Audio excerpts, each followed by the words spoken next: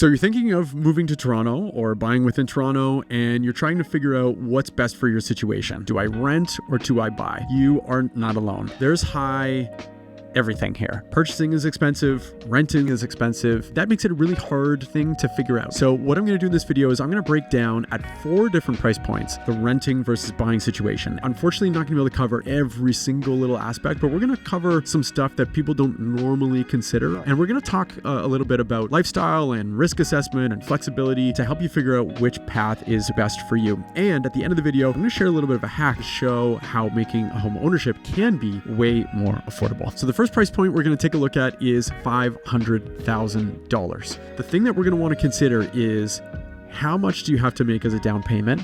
How much are your land transfer tax costs? How much are your closing costs? And then we're going to take a look at the end of 5 years, how much does it cost to sell that asset as well? And then on the renting side of things, we're going to take a look, okay, how much is your rent every month for that kind of 5-year period? And then if you took the difference, because you probably already know renting is cheaper than buying, just at a out-of-pocket month by month like expense or cost. But if you took the difference between renting and buying and invested it, how do you end up at the end of 5 years between the two scenarios? That's what we're going to take a look at with this first $500,000 price point. So I'm using the Canadian Mortgage app. I have no affiliation with them. I just think it's a great tool. They've got all kinds of different things in here. So you can see that there's a mortgage calculator and a purchase calculator. You can do the stress test if you want. I don't really use those, but I also use the land transfer tax calculators as well, because land transfer tax in Toronto, well, and in the province of Ontario is like a tiered tax. So it's not just a straight kind of amount. It's you pay a certain amount on the first X, and then the next amount you pay a different percentage, and it kind of goes up from there. So let's take a look at the purchase calculator at the $500,000 price point. So you can see right up here is where you enter the price. Okay, right here is where you enter the down payment, and I just did the minimum. Okay, so $25,000, that's 5% of the purchase price. You can do that. Now the mortgage is going to be $494,000. Why? Because you require something called CMHC insurance. It's mortgage insurance basically.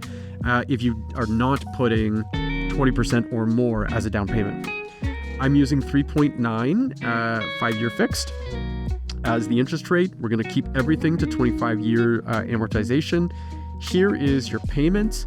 And then if we scroll down, you will see that here is where we enter the property taxes. So if we take a look at all of that combined, then you can see that your kind of monthly all-in cost is $31.61 per month. Now, I'm not including utilities. I'm not including insurance. At the lower purchase price points, those things are fairly equivalent.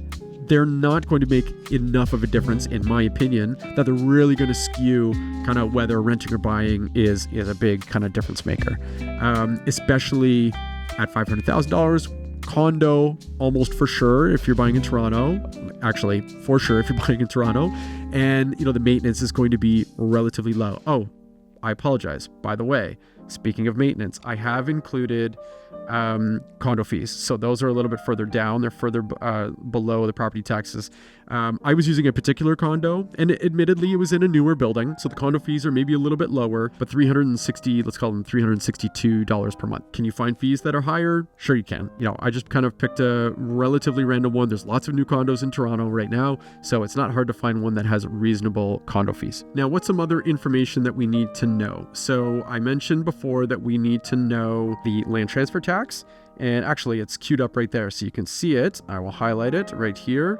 Because it's in Toronto, it says Ontario plus Toronto. Toronto has its own land transfer tax. Unfortunately, it's the only municipality in Canada. I included, because if you're buying at $500,000 in Toronto, it's almost undoubtedly that you are a first-time buyer. And so I included the first-time buyer discount that you get on the land transfer tax.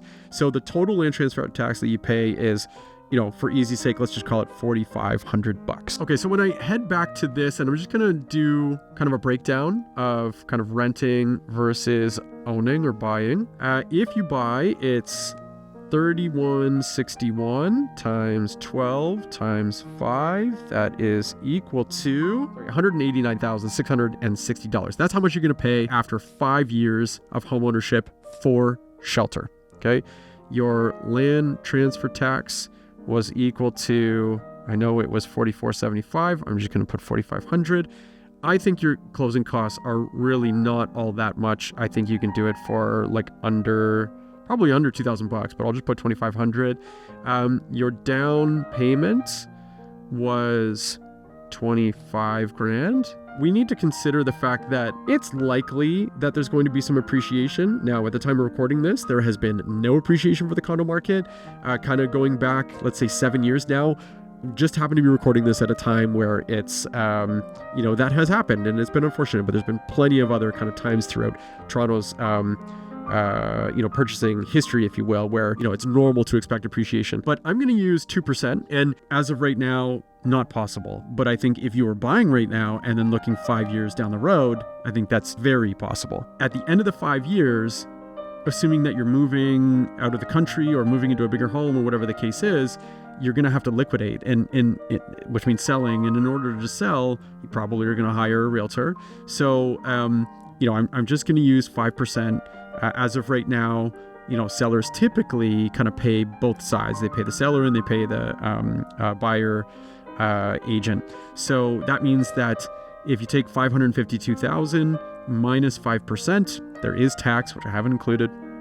Then you get to 524,000. In order to figure out your total proceeds, you have to take that number, 524,000, and subtract the balance of the mortgage at the end of 5 years, which you can get from within this app. And I can't show you where to find it because all this writing is going to go away if I do it. The balance of the mortgage is $430,000, roughly. It was like 429 and change, $94,000.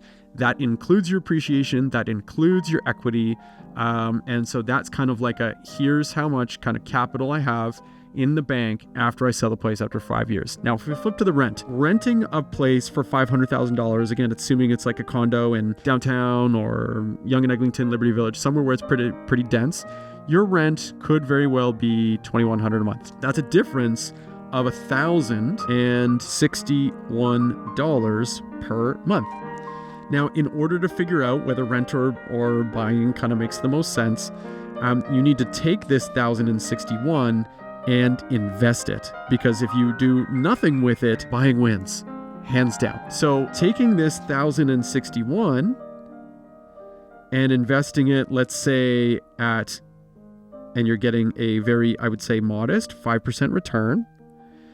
And I'll take a look also at, what if you're able to get like 8% as well. Now, could you get more than that? Sure. Could you get less than that? Absolutely. So, same thing with the houses and the condo and the appreciation and that kind of stuff, right? Because again, this is the assumption that you have the ability to buy, but you're deciding whether you're going to rent or not. If you take this cash right here, which is $32,000, and you invest it, let's say maybe in your TFSA, at a 5% return, where you're contributing $1,061 a month, at the end of 5 years, you would end up with about $113,000. Okay, that's if you get 5%. Now, if you're able to get 8%, it's more like 125.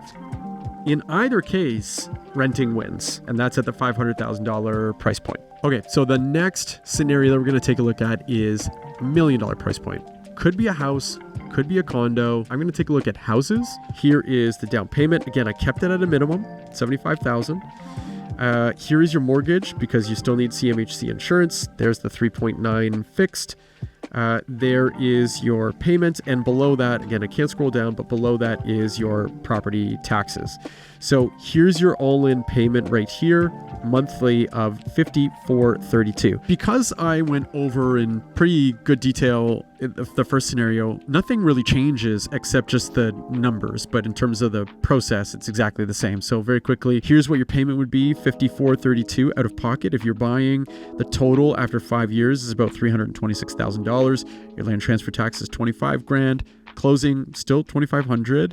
Down payment is going to be $75,000. And your appreciation is going to bring you, again, I kept it at 2%. Your appreciation is going to get you just a little over 1.1 million. After your sale is about $1,050,000, your total proceeds is going to be around $213,000. I think you could rent $1 million either condo or house, depending on the neighborhood and that kind of stuff, for around $4,000, give or take, right? Could be a little bit higher if it's a nicer house, could be a little bit lower if it's a condo or something like that. Ballpark it $4,000. The difference is $1,432. If you invest that at 5%, you would end up with $228,000 at the end of 5 years, and if you can get 8% returns over the course of that 5 years, you end up at $256,000. Again, renting wins, and we're talking about a difference of anywhere from let's call it 16,000 up to, and it could be more obviously, but at 8%, you're looking at a difference of, 42,000, something like that. Let's take a look at the 1.5 million scenario. So again, I've got it all written out. When you're buying something for 2 million, and here's something that I didn't explain before, so I'll get to it in one moment, is the interest rate. Your payment is going to be $92.60 times 12 times 5. So that is $555,600. Now that total payment of $92.60, if you notice the interest rate, I did 4.1. I also did 4.1 for the $1.5 million purchase as well. The reason being is that you no longer require mortgage insurance. But because there's no mortgage insurance, banks aren't insured on your mortgage, and so they actually won't give you probably as good of a rate. So that's why I use 3.9 for 500,000 and $1 million, but use 4.1 for 1.5 and 2 because of the 20% down payment, as you can see there. So your land transfer tax is $73,000 on a $2 million property. Closing, I still think you can do for around $3,000. Again, just kind of closing costs and that kind of stuff, like lawyer fees, etc. Your down payment is $400,000. Your appreciation after 5 years is going to get you to just a little over 2.2 million. After selling fees, you're just a little bit under 2.1 million. Your net proceeds are going to be just a little bit under $702,000. Now, when you are renting, I think it would cost you for a $2 million place roughly around $7,500 a month. The difference between your rental payment and your purchase payment is going to be, I think, around $1,760. And so if you're investing that at 5% total in your pocket, or in the bank, I should say, $727,000 at 5% after 5 years. At 8%, it's $829,000. Now, here's the thing. It's pretty obvious if you look at all the scenarios, you come out ahead when you rent. 2 caveats. 1, you have to be extremely financially diligent to make sure that you are investing that difference and also investing that down payment. You probably would want to leave the investing kind of part to somebody else in terms of like being able to kind of garner a particular return. Maybe not. Maybe you want to do that yourself.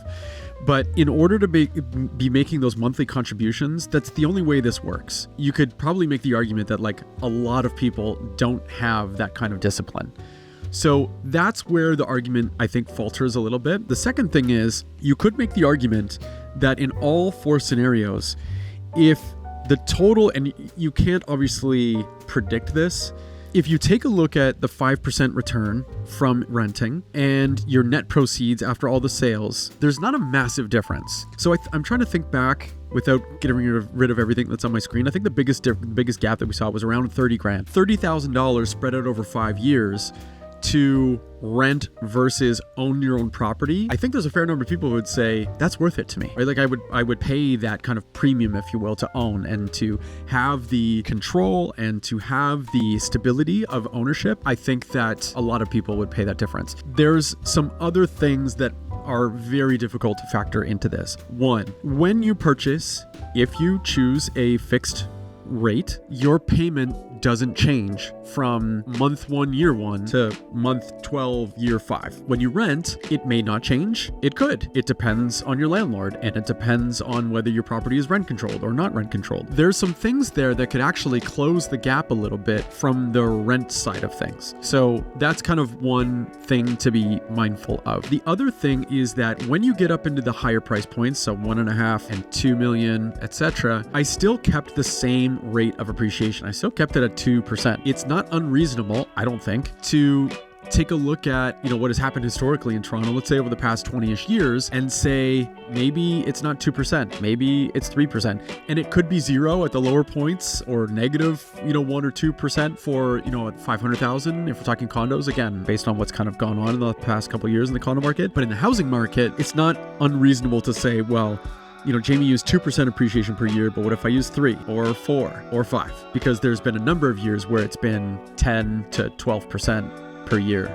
for a number of years in a row. So, there's some trade-offs there and some things that would just needed to be mentioned. Now, I mentioned at the beginning of the video that I was going to show you a hack. It's probably something that you already know about, but it's something that my wife and I took advantage of when we bought our house and underwent a renovation. So we bought a semi-detached home back in 2018. We did a big reno in 2019, 2020, and part of our reno was creating a basement apartment underneath the house. Totally separate utilities. Can't even get from our house into the basement or from the basement into our house. They're totally separate. We've been getting, let's call it $2,000 a month. It has made our carrying costs substantially less. And I want to show you what that looks like. So I went back to the 1.5 million just because I think basement apartments are probably more common in property types that are 3-bed semis in East York that sell for around 1.5. Certainly could be less than that, could be more, depends on the house. And you recall that the payment was $7,002. And if I scroll down here, you can see that using the Canadian Mortgage app, there's a spot for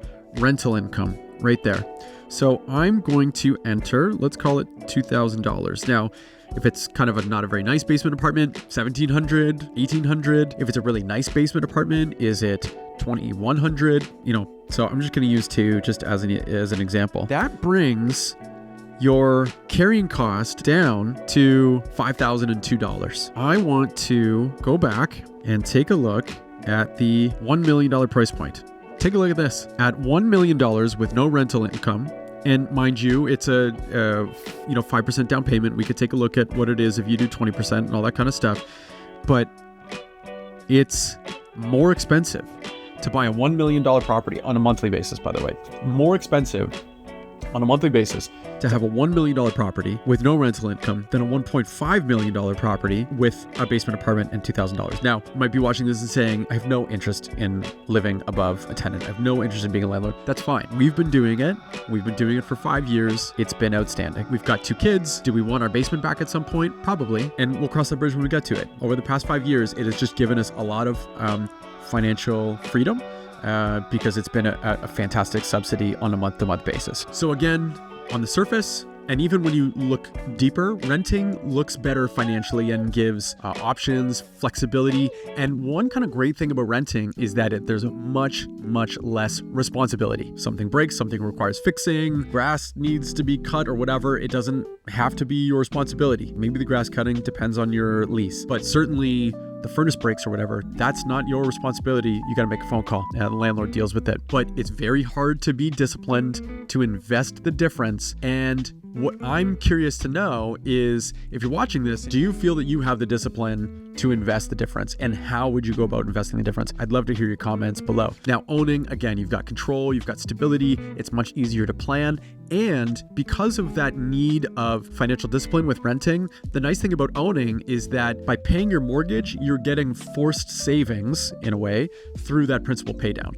So you don't have to think about it too much. It's kind of happening automatically when you make payments. If you are looking for a custom plan for yourself, I've got a link in the description. By all means, give it a click. You can book a no pressure call with me. Happy to kind of chat through different things. I can relay my experience about being a landlord, living above tenants, what kinds of things you would need to make a good basement apartment, all that kind of stuff. I'm happy to share whatever it is that I have. And as always, if you found this video helpful, I would be very happy if you'd be willing to like, subscribe, throw a comment below just to kind of let me know what you're thinking about renting versus buying and what questions you have. And I look forward to seeing you on the next video.